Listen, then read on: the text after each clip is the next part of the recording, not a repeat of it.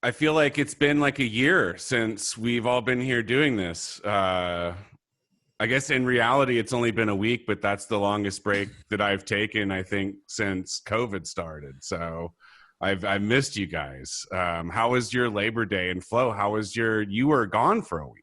Flo's been gone forever. Yeah. It did feel like forever because I did the great thing of turning off all of the notifications on my phone. Hell yeah. So I was blissfully unaware I knew that the state was burning, but aside from that, I was blissfully unaware of everything else happening. And so it was wonderful. Tarina and I drove down to Newport Beach and we wandered around. There were at least 2 days where we didn't even bother to leave the bed. We just ordered food in. It was lovely. It was just so nice not having a to-do list. So I am well rested and back, and I'm glad I am because it's been a week. Yeah. Indeed. Yeah, I mean, how many speaking engagements did you do in 2019? 61. And that was on top of your real job. That was on top of my real job, yes. So it's good to see that you're tuning out here and there. Yes, I am trying to practice self-care in some ways.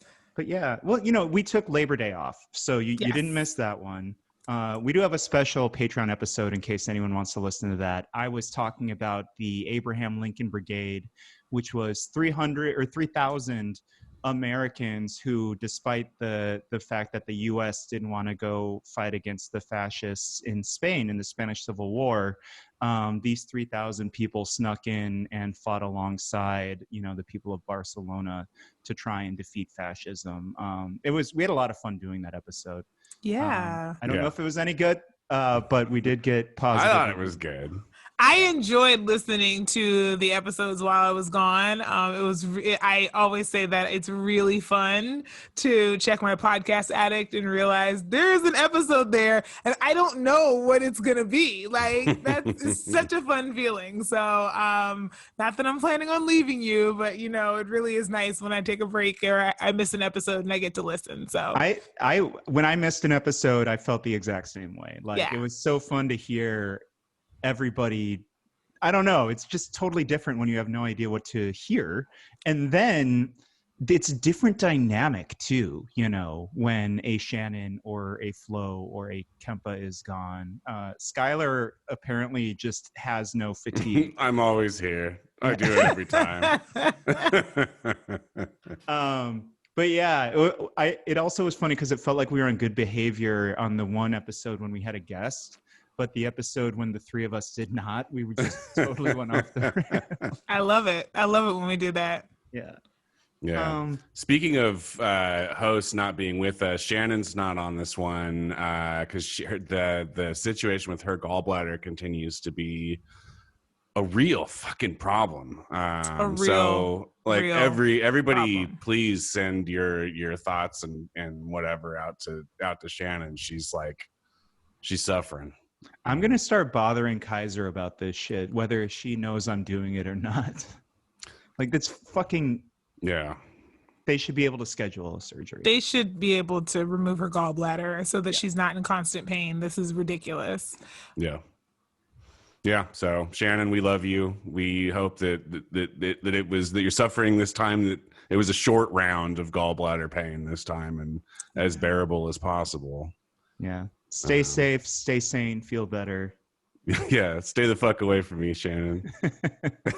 All right. Well, shall we get started? Yeah, let's do it. We shall. Voices, the things they said. Voices, some from those dead. All the voices heard. Voices, things we say. Voices, they're in your head. All the voices heard. Hello, everyone. You have Kempa. And Skylar. And Flo.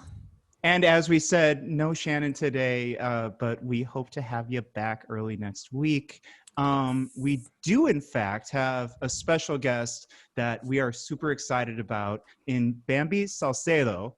And she is the founder of Translatin Coalition, correct? Yes, thank you. And, we want to talk to you today about a whole number of things, in particular, a number of trans rights bills sitting on Governor Gavin Newsom's desk right now, and sort of the importance of them and the fights that you had to fight to get them there. But before we do that, I first want to say, just for new listeners, Skylar wasn't really swearing at Shannon. Yes, I was. That's how we do our sign off on the episode. It was completely authentic. I meant every word of it, Shannon. All right, fine. Send your emails to him and not to me. But yeah, so Bamby, should we start with your nonprofit first, or should we start with your story? Because I think both are really compelling. Well, I think first, let me just say thank you so much for the opportunity to share space with all of you. And I hope that all of you are taking care of yourself and obviously taking care of your loved ones, and also that your loved ones are taking care of you. And the same for all the listeners who are out there and who are faithfully listening to the amazing information that you provide to all of us. So thank you so much to all the listeners for joining us today. Absolutely. In regards to your question, I think it's really hard to separate my personal with the work that I do, because obviously they're intertwined with one another. In fact, the sole reason the organization started, the Translatin Coalition started, was because there wasn't a voice specifically to uplift and highlight the needs and issues of trans Latina immigrant women at the time. I myself was born and raised in Guadalajara, Mexico. I have been institutionalized since I was 12 years old in Mexico, and then I came to the United States when I was 16 years old, and just trying to find my way, trying to find love and support and everything that one needs. And as I was trying to find myself, obviously drugs was, my escape, if you will, right? And because of my drug consumption and abuse, many things happened, right? Drugs led me to end up on the streets and homeless. And, when I started my transition at 19 in Los Angeles, there was really no support or services or anything really for us. And I'm talking about what year was this? It was around 1988. Okay. Which, at the same time, it was the AIDS pandemic hitting hard in our communities. And, I was seeing my friends, dying from AIDS and, all of that. But, part of my experience was also because of my drug addiction, and because I really was pushed, like many trans people are pushed to engage in the street economy, right? So sex work and all of those things, right? So survival sex work, yeah. Right. So all of those things were the things that also led me to prison. So I was incarcerated for about 14 years of my life, in and out of prison in the California State Penitentiary. And also experiencing immigration detention and deportation and all of those things, that trans people, particularly trans women, continue to experience. And obviously, violence on the street. And, to be completely honest with you, anything and everything that you can possibly think of, I survived it, to be honest with you. I have survived, guns put up in my head, I've been beat up and chased out of neighborhoods and stabbed and, you know, sexually abused multiple times, both in prison and on the streets. And, you know, again, you know, you name it, and I've survived it. But I was very lucky and fortunate and privileged that I had the opportunity to reform my life, you know, to get into a treatment center, to in 1998 when I learned about, you know, an organization that had a support group for trans women, which, you know, before to me it was like, what, you know? So I think for me that was the very first time that I could probably see the possibility, right, of becoming someone other than being a sex worker and a drug addict. And that was you know, in that despite support all of group? that, yeah, because the facilitator was another trans woman, right? So it was a peer-led support group. And so, you know, she was actually, I believe she was a volunteer, but also like a paid volunteer with this organization. And, you know, she was professional and she was at an office space, right? I mean, in an organization. And I was like, oh my God, right? Like, what, how amazing. And it took for And me this was a couple 98, you said, right? It was for 1998 when I first went to this organization. Okay. And this was was this in before LA. rehab? Oh, sorry. Okay. Yes, and it was before rehab. Okay. So this was the first 1998. And then in 2000, so it took me another trip to prison. And in 2001, when I got out the last time, and I was actually, you know, deported. And then I came back to the United States, and this was obviously right pre, you know, 9/11, which, you know, it's almost an anniversary tomorrow. I know. Right? We're releasing the episode on that day. Yeah.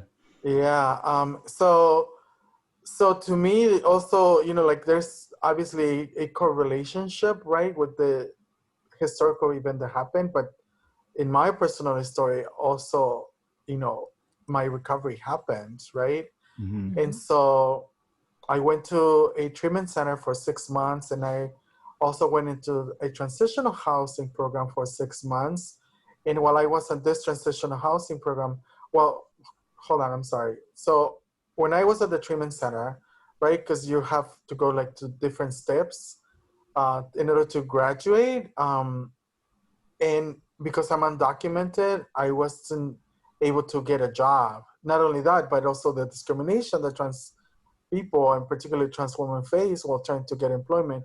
I wasn't able to get employment, but I was able to enroll in an adult school for me to learn computers, because at that time I didn't know how to even turn on a computer. You know, like most of my life was in prison.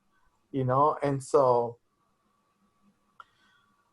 I started going to school, and then I went into this transitional housing program. And while I was in this transitional housing program, there was an opening at this organization where I first went to this support group, you know, and there was a position open to do outreach to trans women who were sex workers. And you know, I applied, and I was very lucky that I got the position. And that's how my journey to be involved, like in the social justice realm, really came to be. And you know, what it was remarkable, I think, was that, you know, the very same people who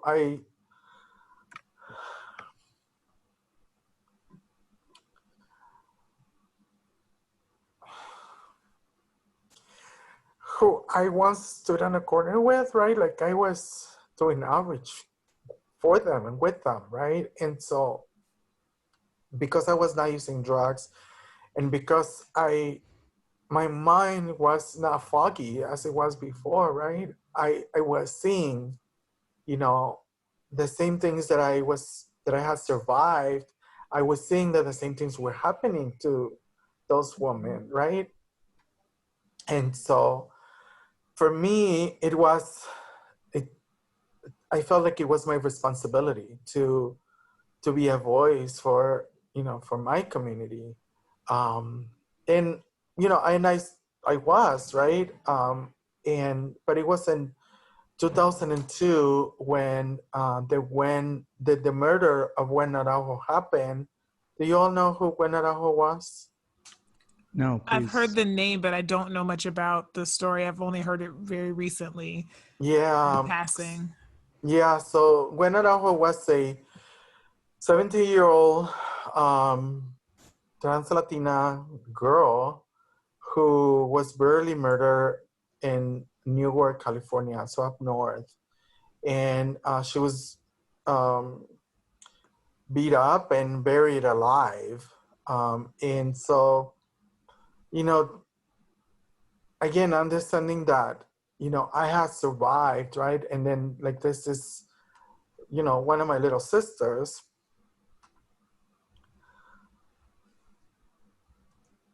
who had, you know, gone through this horrible experience, right?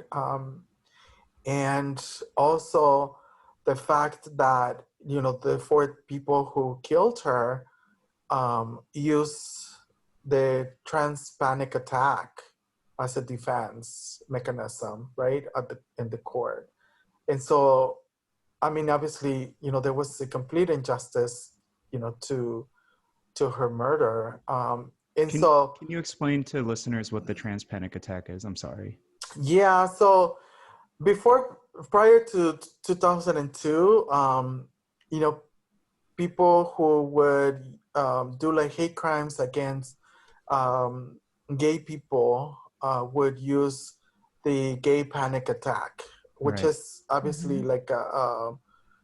like a theory, right? That like a defense theory that lawyers use to pretty much get, you know, people get away with the things that they would do to, you know, gay people. But in So this sort of particular, a he came on to me thing, or yeah, okay. yeah. And so, like, you know, so the trans panic attack came to be for, you know, in that particular case. Okay. And so they use the same methodology or the same rhetoric to, you know, to say that when these individuals learned that Gwen was, you know, that she had a penis, right? And obviously at that time, the media was also horrible, right? Totally. Yeah. I Totally. mean, we're talking about 2002, and Oh, yeah. you know, and so there wasn't obviously not much knowledge about, you know, who we are, although we have been in existence for many years, right? The media was horrible, um, and so yeah, so that's how the trans panic attack came to be, Hmm. and and so that's, you know, they pretty much they got like lower sentences, and you know, so for me, like, that changed everything. You know, I was so enraged, and for me it was, you know, like, I didn't really care how you know, what we would do, right? Because, and I think the murder of Gwen Araujo also changed really the trans movement, to like elevated the trans movement to into another level. um, and you know, we started protesting and stuff like that, and that's how, you know, again, at that moment, for me and for the people who I was close to, right, who are also trans, there wasn't like, what was there to lose, right? Like, I mean, you Right. know, we're always attacked, you know, we're always, you know, we're never a priority to the government. We're never, you know, the media like trashes us, do not value, you know, do not respect us or value our existence, or, you know, or even, you know, the structures that we have in our society, right?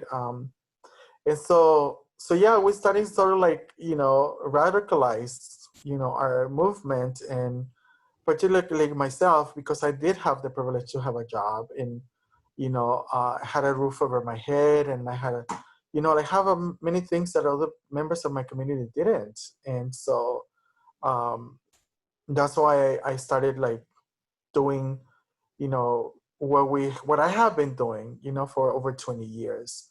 And then I went to another I went to another job at Children's Hospital Los Angeles, and I was working for working with young people at that time.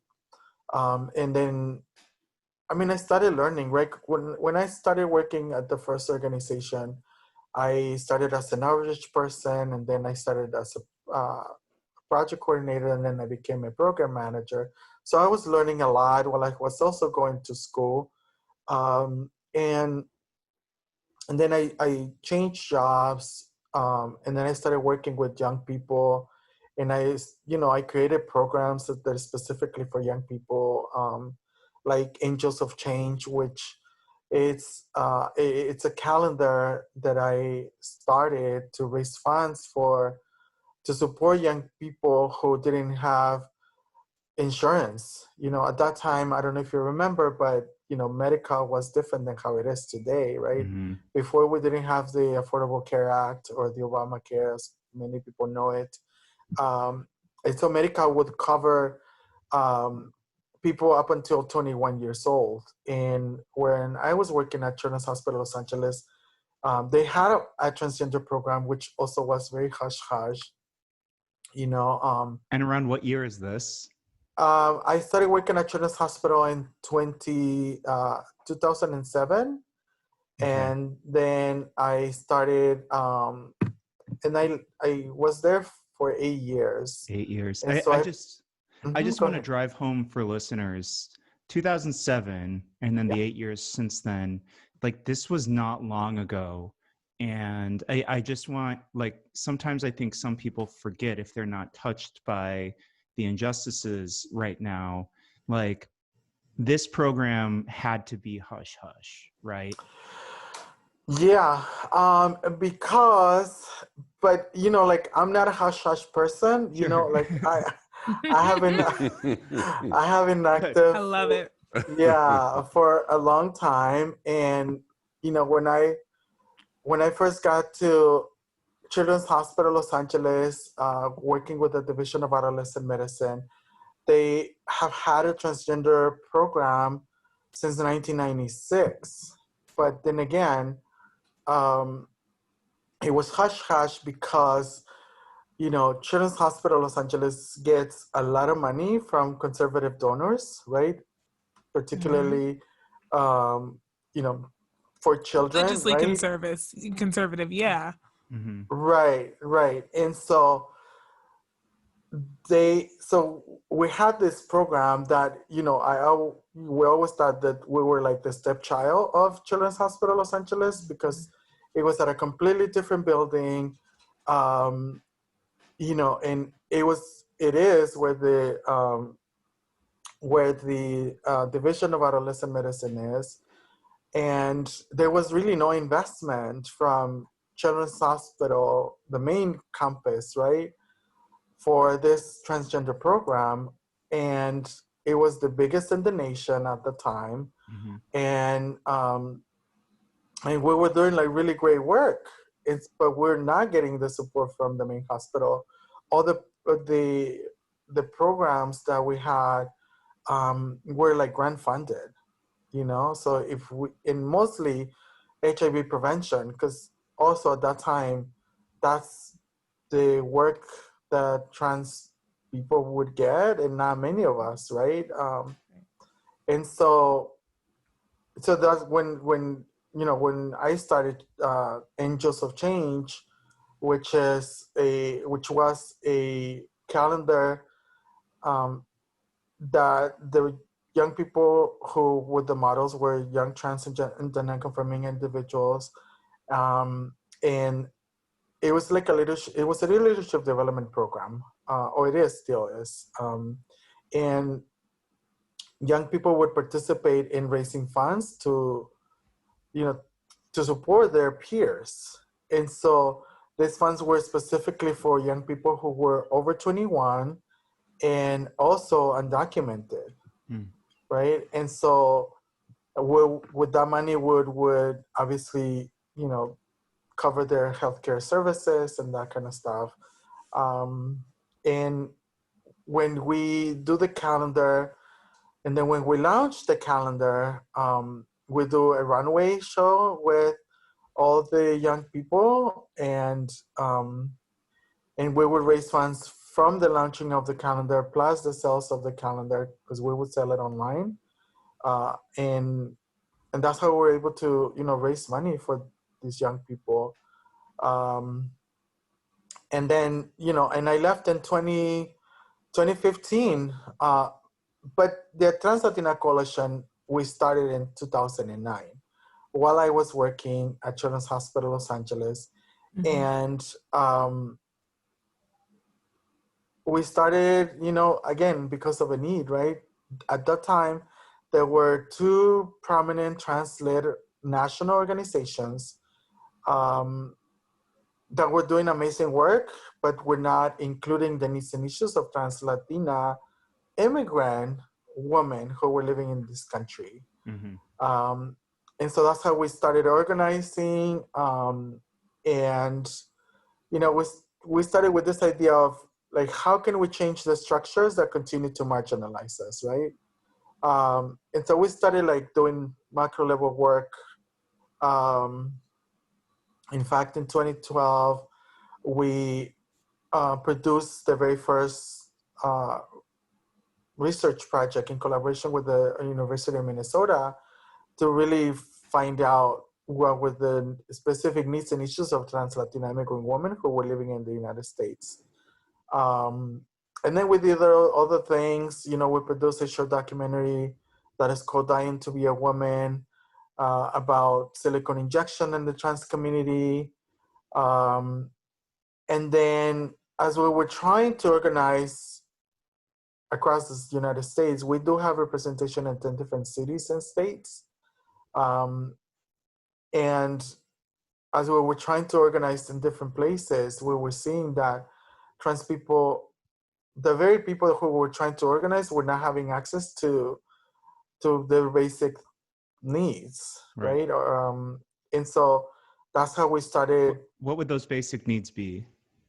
Well, you know, food, right? Housing, transportation, medical and healthcare services, like all of those things that are basic to people that many of us take for granted.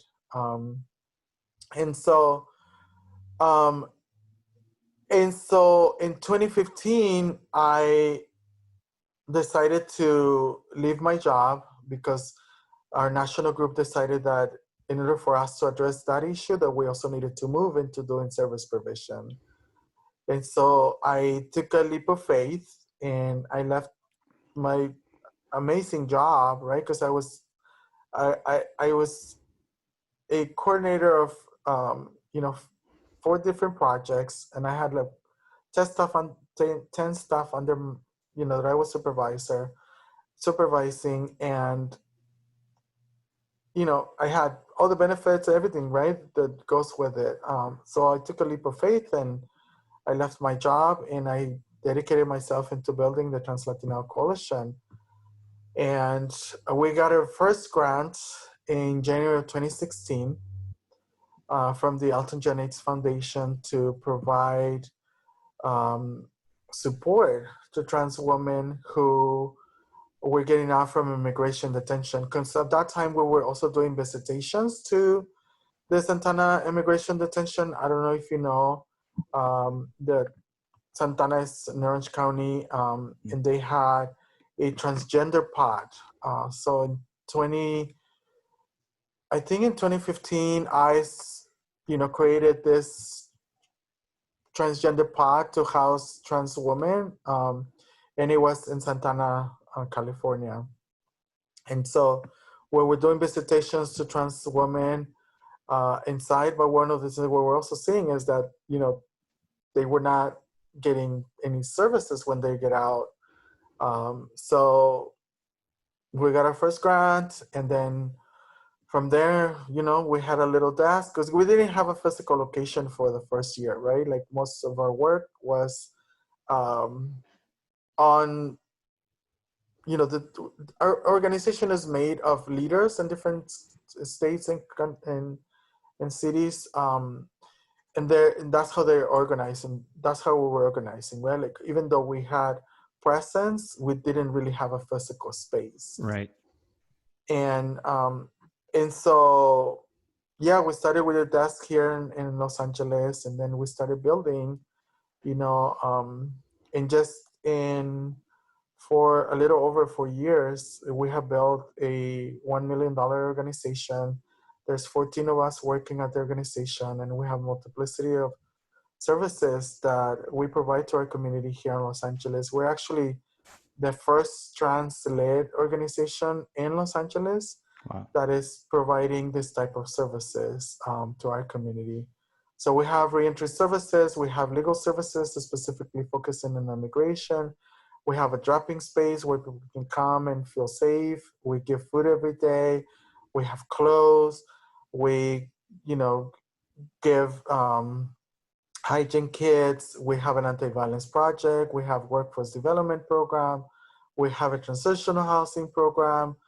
We also do policy, which we are going to talk about. And we also have rapid response teams in New Mexico and in Aurora, Colorado, to support trans women who are getting released from immigration detention, and also doing visitations in immigration detention because they closed the Santana immigration detention. So, Yeah.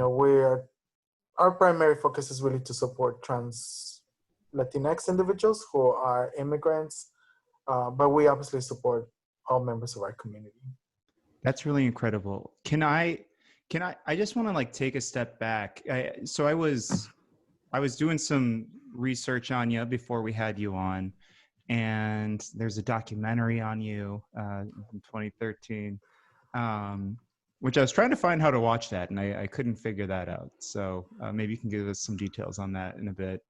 But one thing, I saw a quote by you, and the quote was, "Soy un milagro." Like I'm a miracle. I shouldn't be here. And when you look at the arc of your life, a trans woman of color, an immigrant who dealt with addiction, undocumented, especially during a time like that, and things are better now, but not much better, right? And I'm sure you could speak to that because you're on the front lines of these battles. But can you talk a little bit about what you meant by that, I guess? I mean, it's my truth, right? I certainly believe that, I'm here for a purpose, right? And, I believe that yo creo que yo soy un milagro. I believe that I am a miracle. Again, because I mentioned, right? Like, I don't know how I'm here, I mean, I remember one time when I overdosed on, and I mean, like the real, right? Like, Right. I shoot up and I just, we're at this house with these people, and I shoot up and I passed out. And what these people did, they just dropped me like in an alley, and when I woke up, like how I woke up was, the paramedics would wake me up, injected me with something, but I basically was left there to be dead, and so, I mean, that's just a testament of, that to me, was a miracle, right? And I myself, again, because of everything that I have survived, the system tells me and have told me for many years that I'm not supposed to be here, that I'm not supposed to exist, that I am Right. not supposed to, that my life had no value, right? And so, I have overcome that, and that's why to me it's sort of like a reminder, right? For me to always remember where I come from, like never to forget that. Well, it seems like the work you're doing too is to fight so other women don't have to go through what you did. Totally. And I'm just so incredibly humble and proud that we have, I mean, again, over the 20 years that I have been doing this work, I've known young people who were like 12 who are now 30, and Yeah. like are functioning in society, and we have helped people, right, to be at a better place within our society, and we have empowered people multiple ways, and so yeah, I mean, that's really at the core of what we do, for not just for us to be visible, but for us to be vocal and for us to advocate and articulate what are specific needs and issues and how we need to demand for those to make sure that those happen. Skylar and Flo, do you have any questions for Bamby about her life or her work? Otherwise, we can hop into the fights today. I would love to transition in, but I'm curious if there's anything else, Bamby, you want to tell us about your life. I mean, I in a nutshell, right? Like, and I can talk for hours, right? But yeah, I mean, I think I pretty much share a lot of like where I come from and where I'm at today. But I think, we can talk a little bit more about where we're going, of course, and to be completely honest, how we have been influential in the trans movement across the United States. In influential in a way because how we do our work is radical or has been radical, and we have led multiple protests to make sure that there's tangible changes that happen, right? Can you say more about that? Why do you describe your work as radical? Because I think people use that term very differently. So I'm curious why you use it. Well, because we know that as trans women specifically, right, that, people have said that we will walk with targets on our back. Mm-hmm. So, we are constant targets of not just verbal, but physical harassment. And oftentimes, many of our sisters perish to the stupidity and ignorance that we have within our society. And so part of that is that many people who have power have contributed to that violence that translates into us ultimately being murdered. Mm-hmm. And with that, also people who have power have not done enough for us to be acknowledged as human beings and really provide and allocate the resources that need to be allocated for us to have better quality of life. And so, again, we have done protests, in conferences and public spaces, governments. We, 2 years ago, we dropped a huge banner at the World Series when it was here. I don't know if you've known about it, but we were the ones who did that, myself and my comrade, Maria Roman. What did the banner say? Yeah. Trans people deserve to live. And why the World Series? Because it's a space that trans people are not welcome. Those spaces are not designed for people like us. In addition to that, I was, early on in the year, the Trump administration, had enacted a couple of different policies, right? One against trans people who serve in the military, and then there was a memo that was leaked by the Washington Post that was saying that healthcare protections for trans people were going to be reverted, which we are now suing the Trump administration about. And so, the World Series is a world, it's one of the most watched spaces, right? And It television. seems like the only way you could go bigger is to do the Super Bowl, right? Right, exactly. Well, Can you don't be surprised.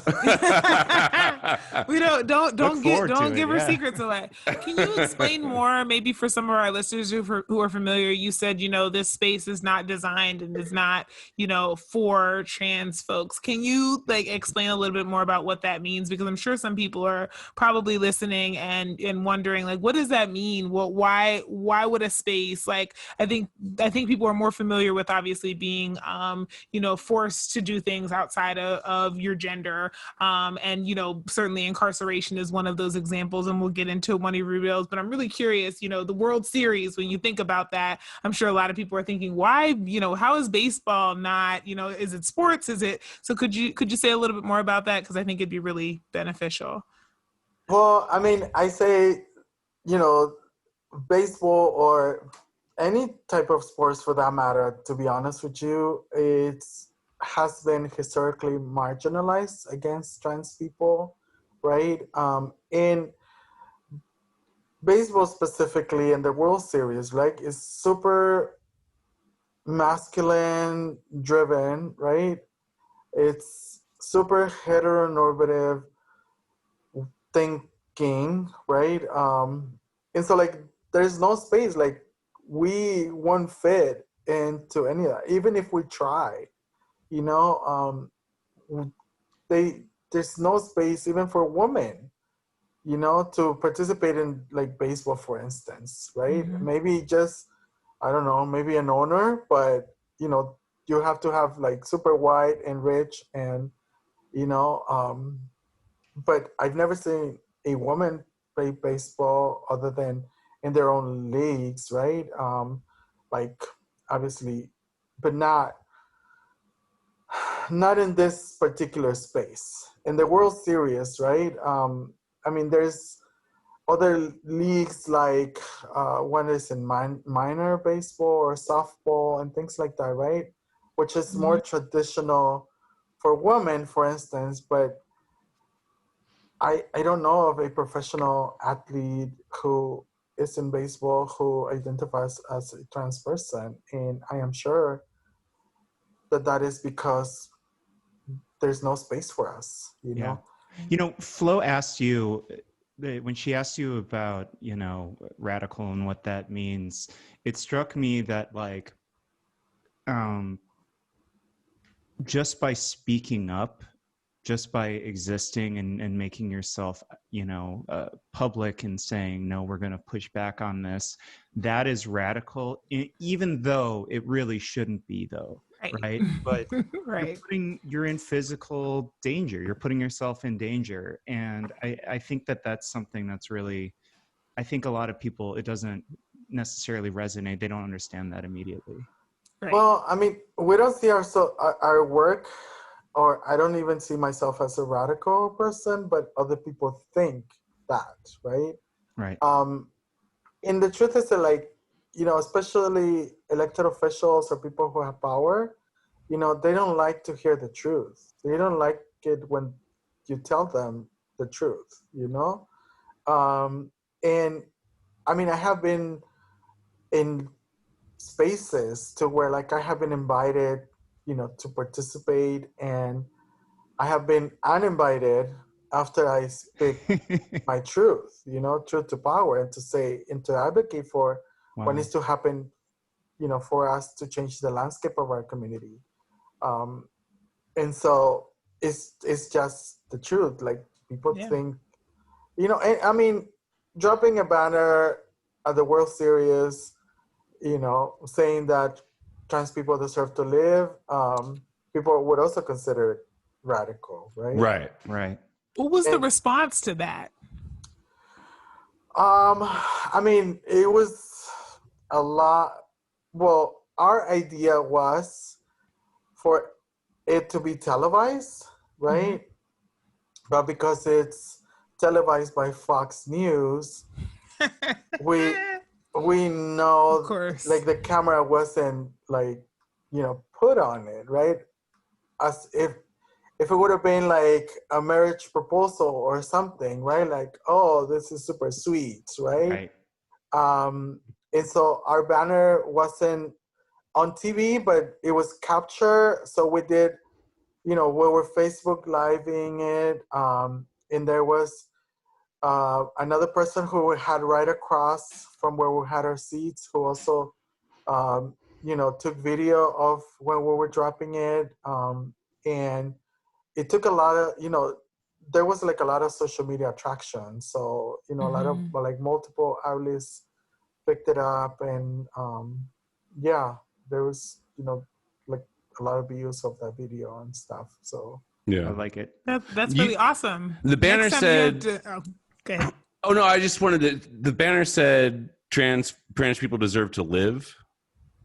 But, like, I just want to stress that, like, that is considered a radical statement, and that is completely insane. I think there's an allegory. I think it's, like, to me, it seems very similar to how Black Lives Matter has somehow become like some radical statement, rather than just like a simple statement of, hey, our lives matter. Like, not better, not extra. This matter. And it seems like a similar kind of a thing with, like, we deserve to live. That's not asking for all that fucking much. And for that to be perceived as radical is distressing to me. And it's a shame that the way that you even had to frame that was like, if it had been a marriage proposal, they would have totally covered it and it would have been your cute story of the day. But because you're talking about basic human rights, now all of a sudden this is radical and the camera can't find you and it's not part of the story. Right. Like, certain groups deserve to live is like a political statement in 2020. And that's crazy. Yeah, I mean, and also, like, we've done, when there was, like, the president, like, I don't know how many presidential candidates were for this election, but they did like a presidential community forum here, and so we were invited, but obviously, if you invite us, be ready, right? So, when Pete Buttigieg came to the stage, we rushed to the front, and with flags printed on it that said, trans people are dying, do something, and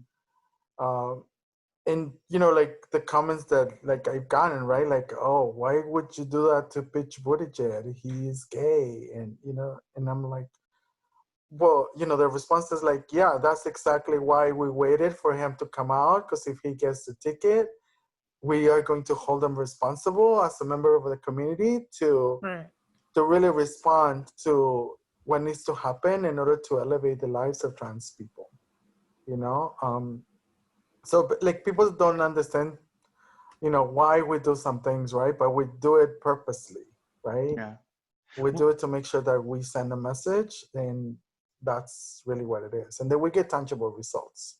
It immediately makes me think, too, of the fact that, like, the gay rights movement, right? We often trace it back to the Stonewall riots, an event started by trans women of color, right?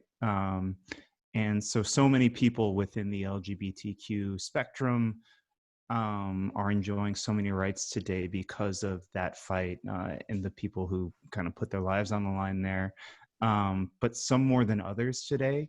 And so you think about a cis white gay male like Pete Buttigieg, who really almost got the presidency, right? And I don't know. I think it resonates when you talk about, you know, why you chose to him speaking.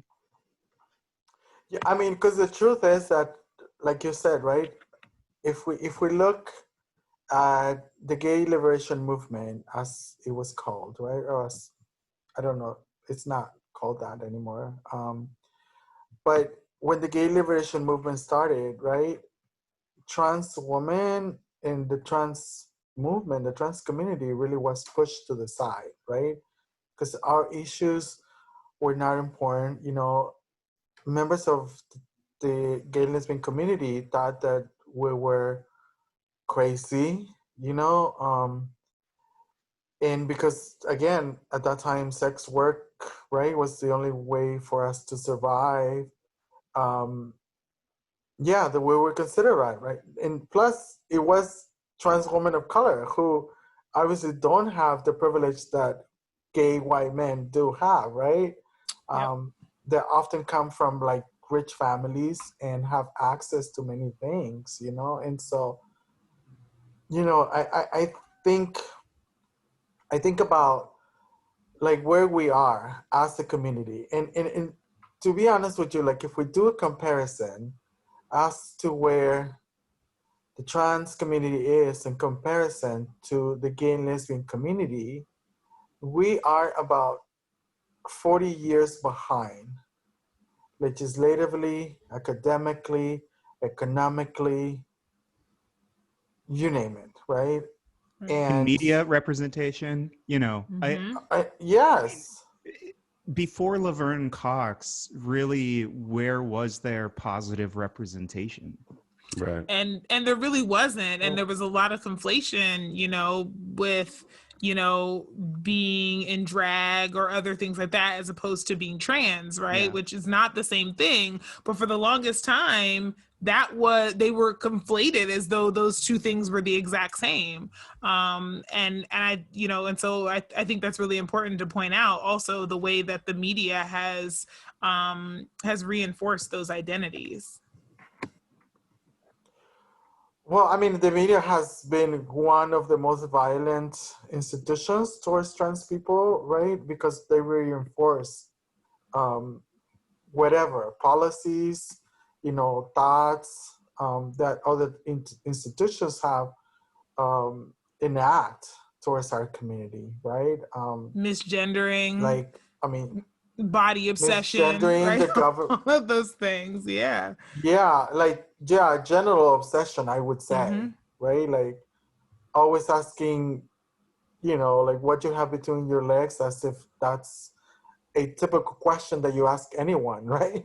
And that's Right. how, obviously, you know, Laverne Cox and Carmen Cabrera, right, elevated also, you know, the fact that Katie Courage, is that her name? Katie Courage? Katie Couric. Was, yeah, Katie Couric was asking them questions, because those were questions that people were always asked, you know, and that it's just, it's crazy that the trans people have to, even now, right, have to explain who we are, and that have to, you know, really find our space within our society, right?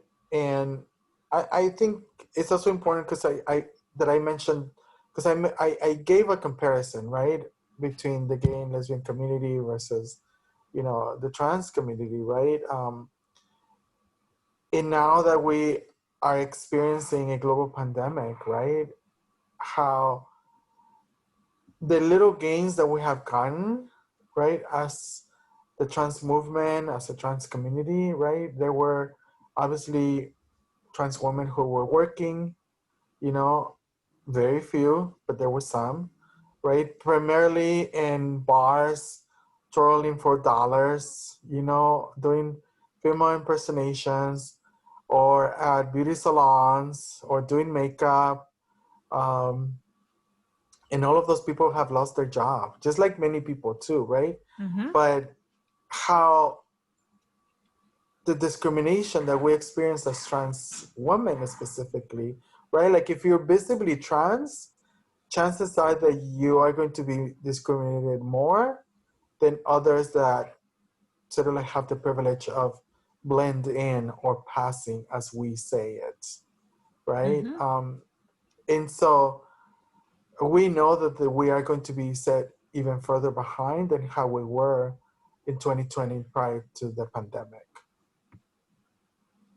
I've always thought it was really like important that those words passing are used, because it very much is a thing where it's about assimilation, right? And you know, even the body obsession is about, you know, the question of like, well, can I tell? Well, right? Like all of these things are around how, like the metric is always how well do you blend in with, you know, a cis heterosexual white society, and you were always judged by that metric. And so I was really I thought it was really appropriate to describe it as passing, because, you know, we talk about being white passing, we talk about being straight passing, we talk about being cis passing, right? Like all of those ways are ways that we are talking about assimilation.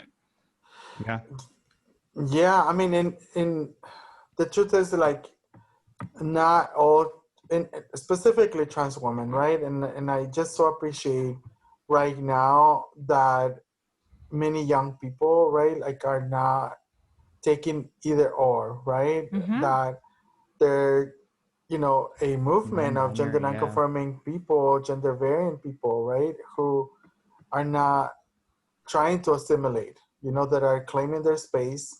But for trans women specifically, right, it really depends where, like, when you started your transition and how that was, and you know, the access that you had, right?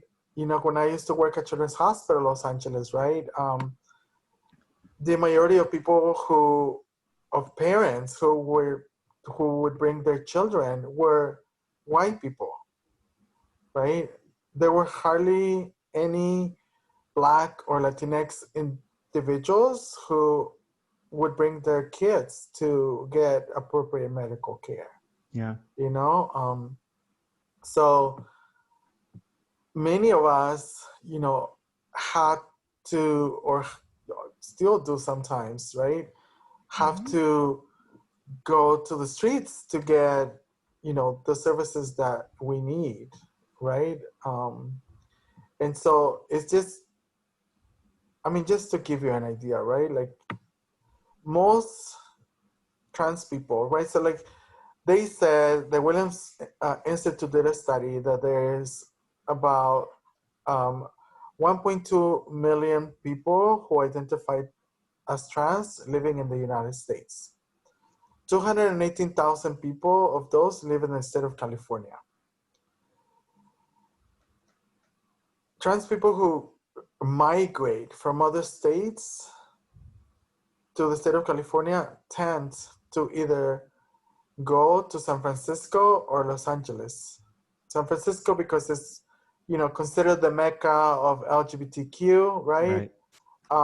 In Los Angeles, obviously, because it's one of the biggest cities, right?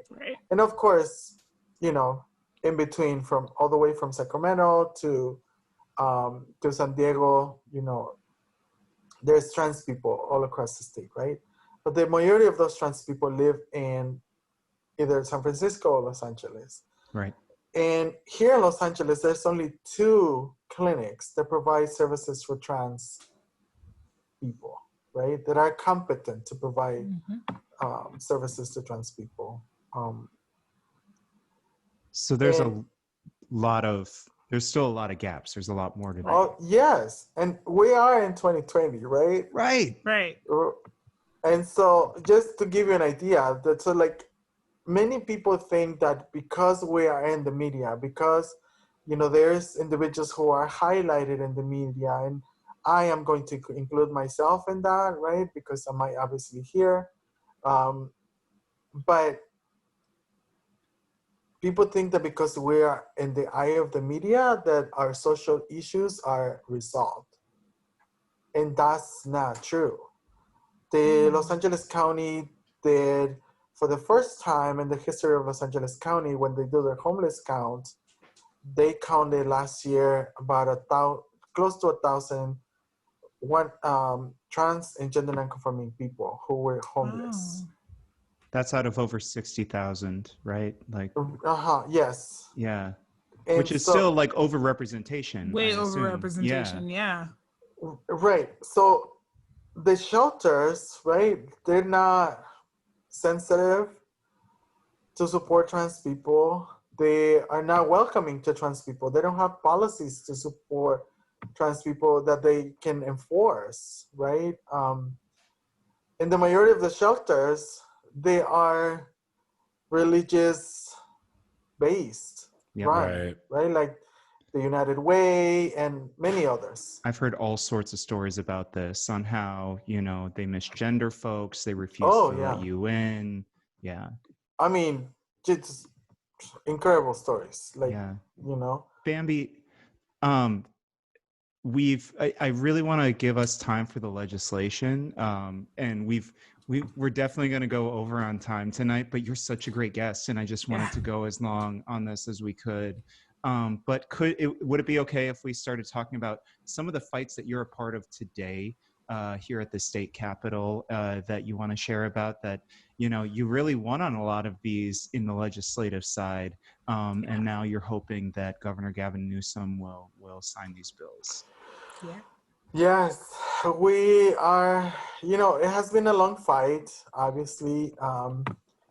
And, we believe that if we increase our political power and that if we increase our economic power, then we as trans people will have some type of power, right? And so, because money is power, and those who generate money are the politicians, and the politicians are those who we should hold responsible to make sure that, people get the services that they need, Absolutely. So can we start with AB 2218, the trans wellness bill? Yes. So Assembly Bill 2218 is the Transgender Health and Equity Fund, which we also learned that for the first time in the state of California, no other bill has been crafted, organized, pushed from the beginning to end by trans and gender nonconforming people. Wow. Right? I mean, yes. It's a big deal. It's historic. There obviously are other bills that, have been supported by trans people, again, and endorsed by other LGBTQ organizations, but we know that, at least we learned that this is the first time that something like this happened here in the state of California. And so we're very obviously proud and humbly grateful to all the coalition members. We built a statewide coalition who are trans-led groups and organizations. Even here locally in Sacramento, you've had some great fighters on this, right? Yes. So in Sacramento, there's the Sacramento Gender Health Center, and Ebony Harper, who leads California Transcends. Ebony. The world-renowned Ebony Harper. Yes. The world-renowned Ebony Harper is, my sister, who is holding it down in Sacramento, and has also an integral part of, making all of this happen. In fact, Ebony and Nia Wen, who is the director of the Gender Health Center in Albany went to the state capitol to personally testify despite, COVID, right? The pandemic, like them choosing to put themselves on the line, right? To make sure that their voices are heard, but they're also speaking on behalf of our community. Mm-hmm. They do phenomenal work here locally, time and again. I first saw Ebony on the front lines after Stephon Clark's killing, and I first met Nia when the Sacramento Pride decided to include cops in the event, and Nia said "fuck no," and it was they're just really impressive people that make sure the right message is heard. Absolutely. They're both really active here, and I've had the pleasure of working with both of them through Public Health Advocates.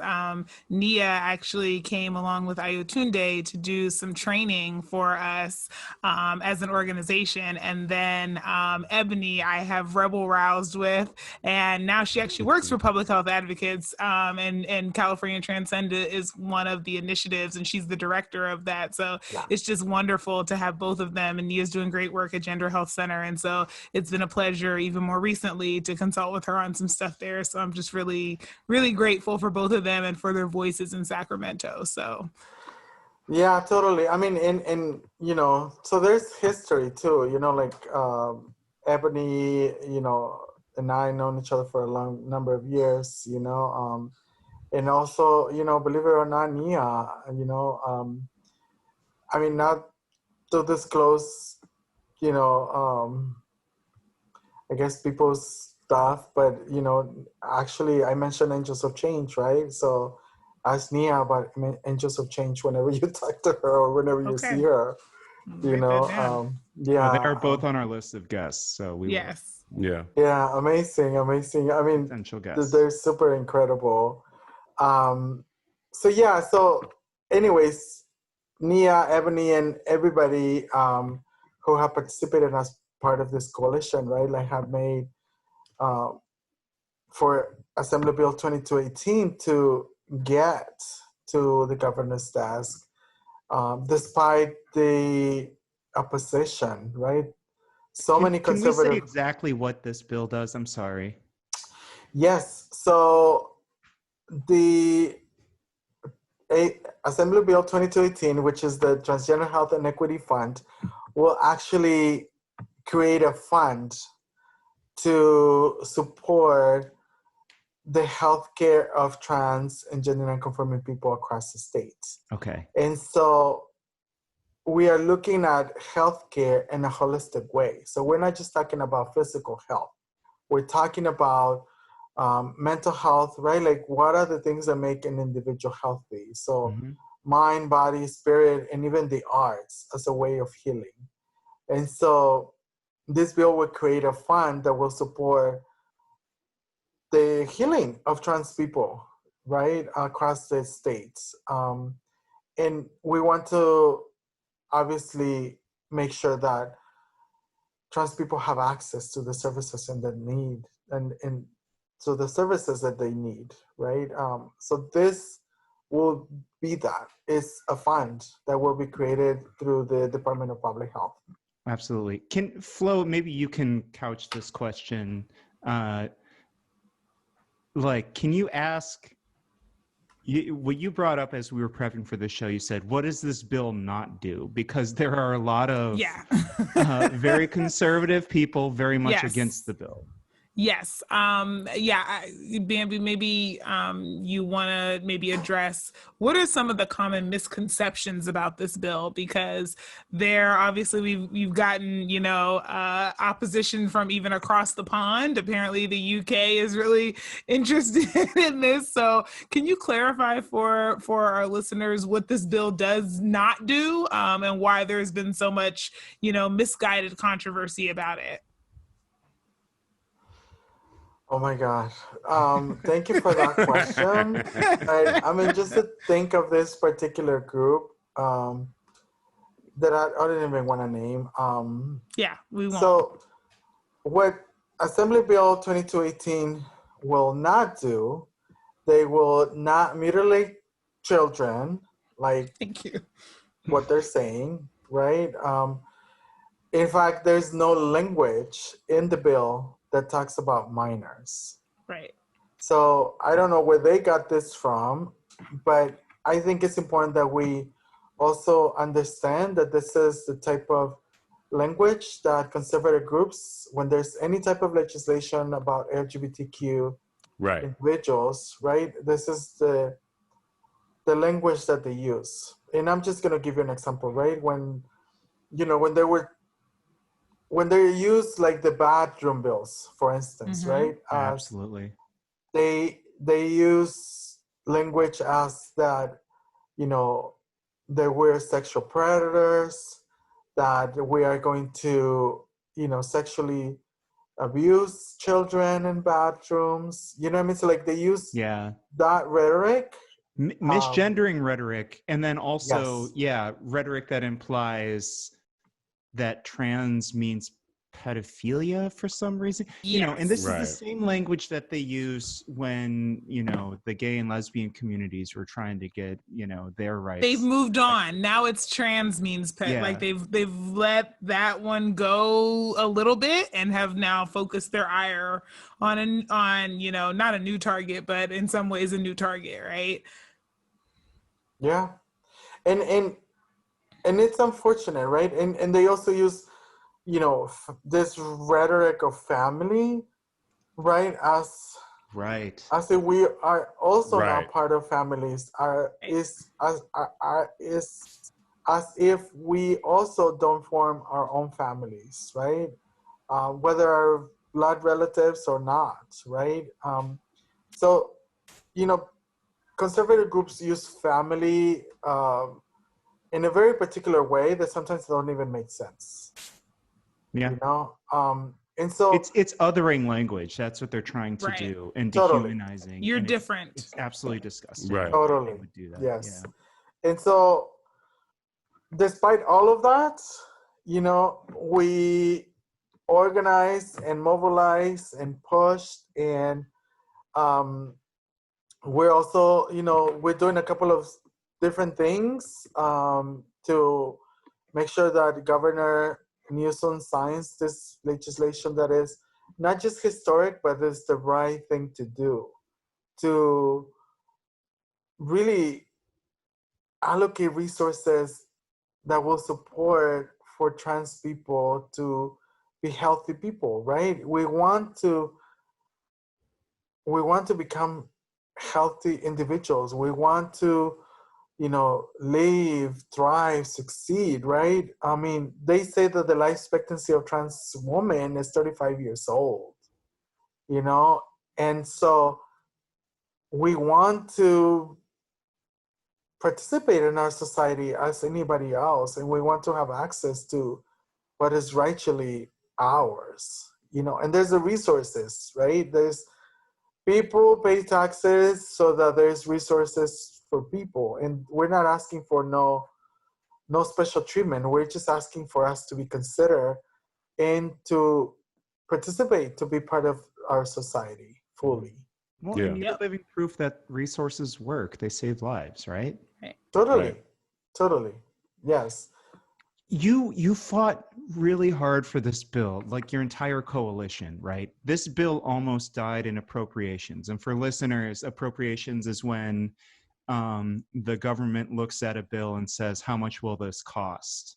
And if they don't like it, they can very often just get the bill thrown away at that point. But you rallied. Can you tell us about that? I mean, we were told multiple times. It looked dead. Everyone thought it was dead. Right. Everybody. Through different committees, we were told this bill is, it's going to die. It's not going to go through. But, we mobilized and we called people, we tweeted, senators, because right now that's how we are mobilizing right now, right? Because of the pandemic that we're experiencing. And, every time we were told that it was going to die, it went through and it went through. And this is like for members of our community, like you just don't understand what this really means, right? And we're going to continue, this is just the first step, another thing that we're going to do that we started this year, we actually responded to the governor's budget, and that's how people's budget almost. yeah, one might say, right? well, like it is, Yeah. right? Because it's tax dollar money, and so it is the people's budget, and the people need to participate in the budget proceedings, and so instead of giving, those many $billions to CDCR or the Department of Corrections, why don't you invest in supporting people? Give it back. That's what they need to do. So that's how this bill came to be, actually, because initially we communicated and had conversations with the LGBT caucus to make, our budget requests a priority. And we were asking for $100 million to be distributed across the state in 5 different departments. One was housing, workforce development, data collection, healthcare, and housing. Mm-hmm. And so when, and they made it a priority and everything was fine, but when we're having conversations with our local legislator, who is Miguel Santiago, he said, I want to make this piece a bill. And so that's how 2218 came to be, and we were doing those 2 things. We were doing not just AB 2218, but we were also doing budget advocacy, and we were also, organizing with Senate Bill 132 and also supporting Senate Bill 555. Yeah. So can you briefly run over those 2 bills, what they're about? And before you do that, can I just say kudos for having 3 bills that have been enrolled and That's incredible. are sitting on the governor's desk awaiting a signature.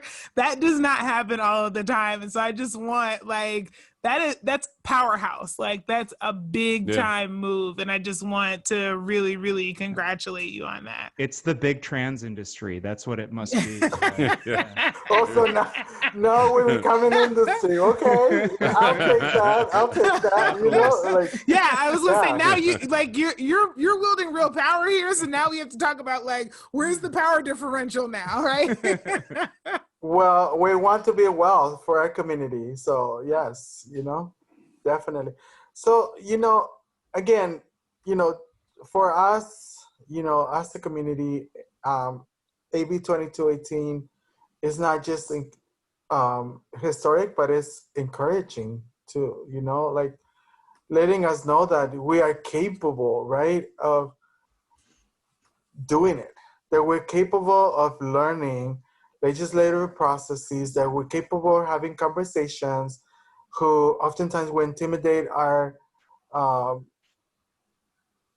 intimidating individuals, right? That no, we need to empower ourselves to have those hard conversations and really demand what we need to get, right? And so AB 2218 will do that, but also, we cannot forget those individuals who are incarcerated, right?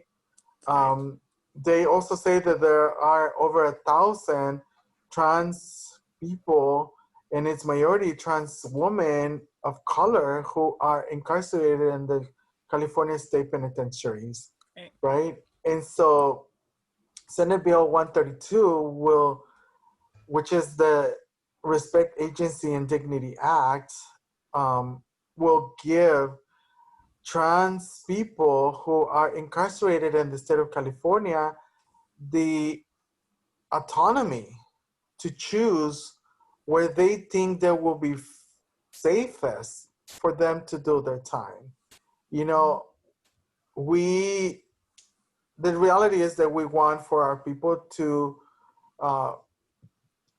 not be incarcerated, right? We want to abolish all incarceration, and we want to abolish all sorts of, you know, obviously discrimination towards our people.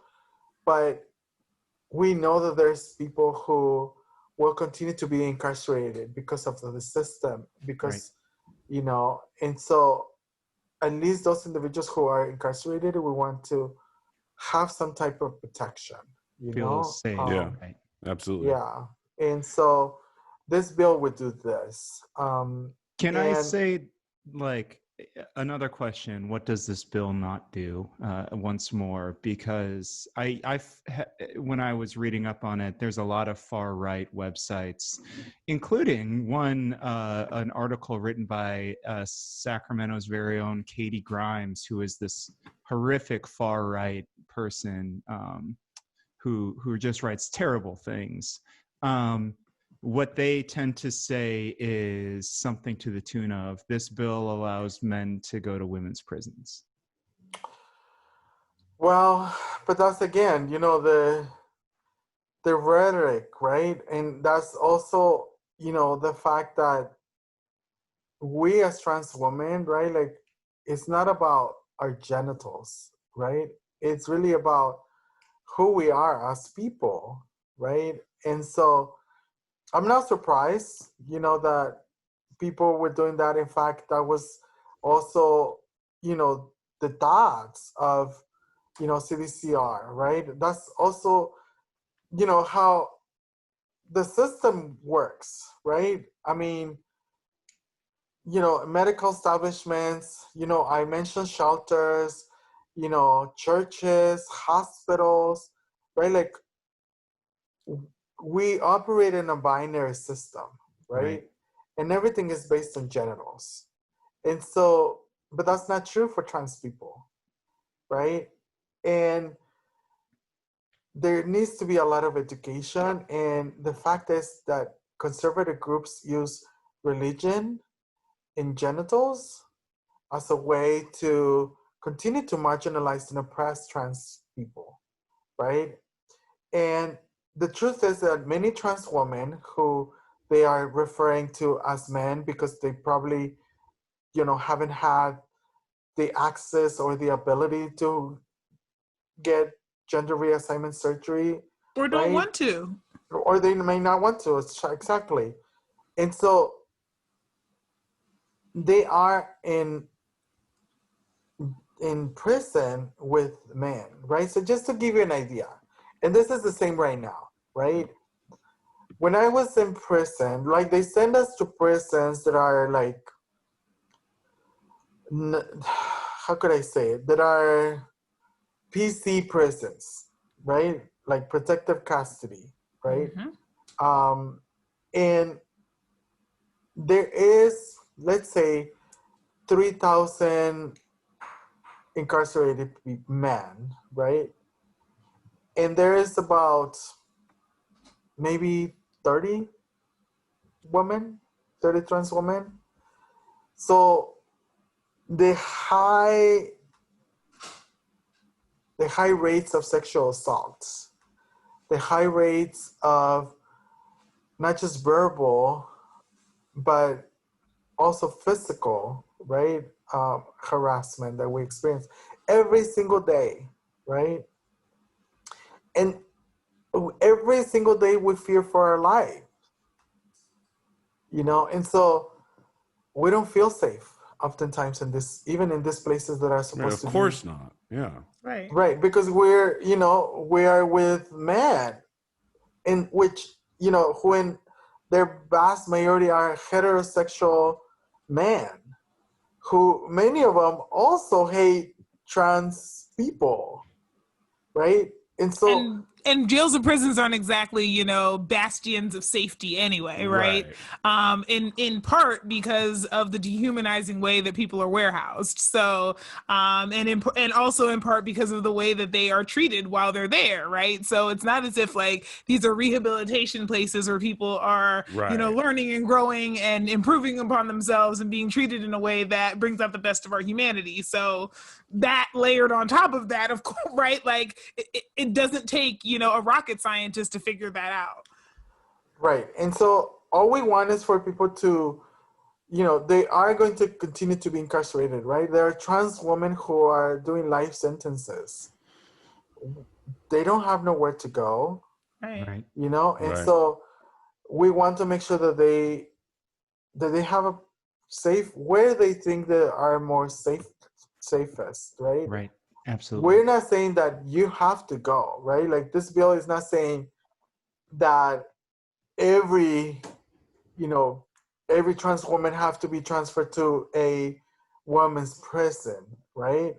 We're not saying that. We're not forcing anyone to do anything. What are giving is people the autonomy to make decisions for themselves and choose where they think they will be most safe. And so that's what this bill will do. So everything else, you know, that's why I always invite people to read the bills, right? So that you can actually see what it says and don't believe what other people are saying. Right. So, okay, so these are two bills staring Gavin Newsom in the face right now. Let's do number 3, and then after we do number 3, let's hear how people can help. So SB 555, correct? Yes, AB 555. Oh, AB, I'm sorry. No, Senate bill. Senate bill. SB, okay. Yeah, SB 555. Senate bill 555 will give the opportunity for people who may want to communicate with their loved ones in the outside and who are incarcerated in county jails across the state of California. They will have the opportunity to pay lower rates when calling their loved ones. So they would have to pay only 5 cents, which is a much reduced rate than how 5 cents a minute, you said, correct? 5 cents a minute. Yes, okay. I'm sorry. Yes. And can you share more about what the current rate is, just for reference? Well, it varies from county jail to county jail, right? But we know that it's an industry, and correct.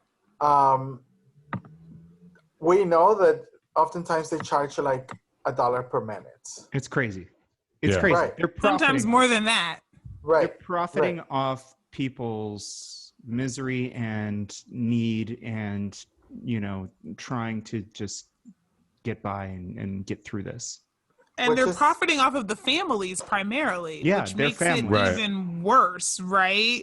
Because people, in order to keep in touch with their loved ones, which is part of being, a human being, we need each other. We are social creatures, and it's part of what helps us to maintain our mental health. And to make it so costly that people can't afford to keep in touch often enough to be able to do that is just inhumane. Yeah, it is. It's despicable. Yeah, and this has happened for many, many years. And so obviously we wanted for this bill we want for people to have the ability to call their loved ones for free, right? Those who are incarcerated. But there also was a lot of opposition, and primarily from, police, unions. Right. Yeah. And also in the companies, of course, but nonetheless, this is in the governor's desk, and so all these 3 bills are important for many members of our communities, right? And so what we invite for people to do is to call Governor Newsom and encourage him to sign Assembly Bill 2218, Senate Bill 132, and Senate Bill 555. And We will include the number for our dear Governor Gavin Newsom in the show notes. Yeah. But these are three no-brainer bills in my opinion, and Yeah. these are three very important bills that we all know that he's looking at DC in the next 10 years. These things will follow him and haunt him if he does not sign them, I think. Well, I mean, we're ready and prepared to shut it down. Hell yeah. Yeah, hell yeah. So As you should. So we're hoping that he does the right Doesn't thing, come to that. Yeah. and we're confident that he will, because he says, he has said it publicly, right? That he is an inclusive governor, Mhm. right? And that he supports all individuals. Mhm. So we're part of the whole, and we're holding him accountable for that. And we not just hope, but we expect that he will do the right thing. And I'm pretty confident he will. Yeah. Yeah. Do you have any final thought? I guess I'll let Skylar flow. Anything else you want to ask? I'm just really glad you were here with us today. Yeah, and this able was to incredible. Share so much. This was great. Absolutely. I think we all feel just extremely lucky to have you. And if you have any final thoughts, we're here. We'd love to hear them. Yeah, well, first and foremost, thank you so much for the opportunity to be here with all of you. And obviously, once again, shout out to the amazing and beautiful people who are out there listening to us today. My message that I want to leave you with is, for two things. One, for all of us, and particularly those individuals who are people of trans experience or gender nonconforming experience, that it is important, right, for all of the marginalized people, Black, Brown, Indigenous people, to understand the power that we have, not just individually, but also collectively. And that if we are unapologetic, and if we are not complacent to those who have power, and if we understand that our liberation will come when we are fight for it together, right? And that our liberation is what will help us get to the finish line. And if we are able to understand our power as individuals and our power as a community, we are going to be able to live in a world that we're all fighting for. So thank you again so much for the opportunity. Amen. Thank you Ashe, so much. all of those things. Thank you, Bamby, for being with us. Well, Dave, before we go, I wanted to kind of mention, I've been spending all this time trawling through the internet, hunting down these perfect takes. I'm kind of starting to run out, and to be honest, Twitter's making me feel like a crazy person. So I was hoping that you had something for me in terms of what's like a more like a consolidated place where I can just find like a list of perfect takes all put together for me, where I don't have to go looking through the internet for them. Where is there such a magical place? And if there is, I would love it if you would share that information with me. Phenomenal question, Skylar. And you've never asked me this, so I'm glad you finally are today. Right. But I've just been chomping out the bit for months to tell you all about it. And it's called voicesrivercity.com. It's been around for about 3 years.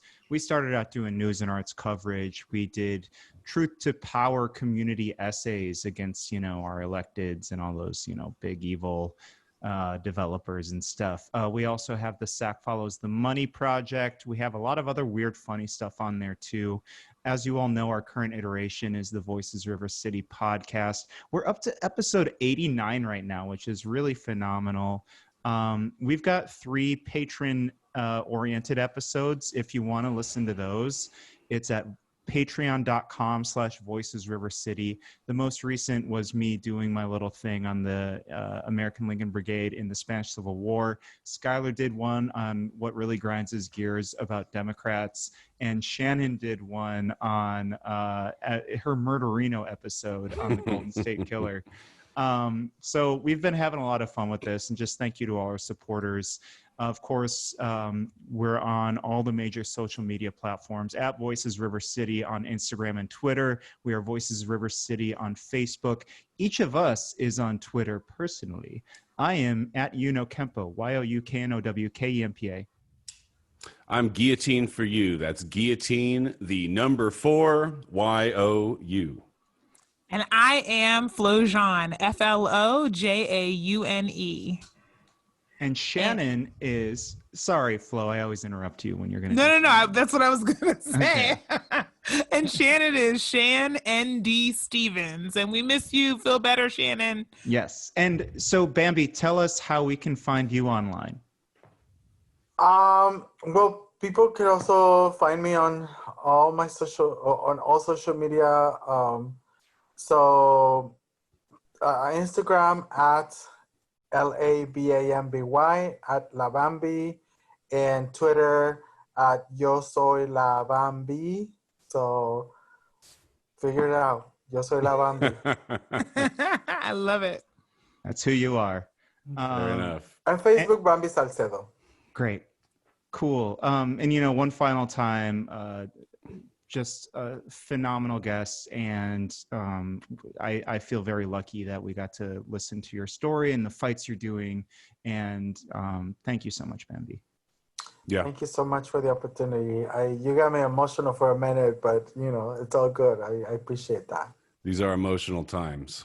Yeah, and I really appreciate your level of vulnerability and candor with us today. I know it's really challenging to come and to share your story, because your story is both triumph, but it also involves pain. So I just want to say thank you, and we really honor what you shared with us today, and the importance of of using this platform to be able to elevate your voice even farther than it already is. But again, you have 3 bills on the governor's desk, so I think you're doing the good trouble that John Lewis was talking about. So thank you for that.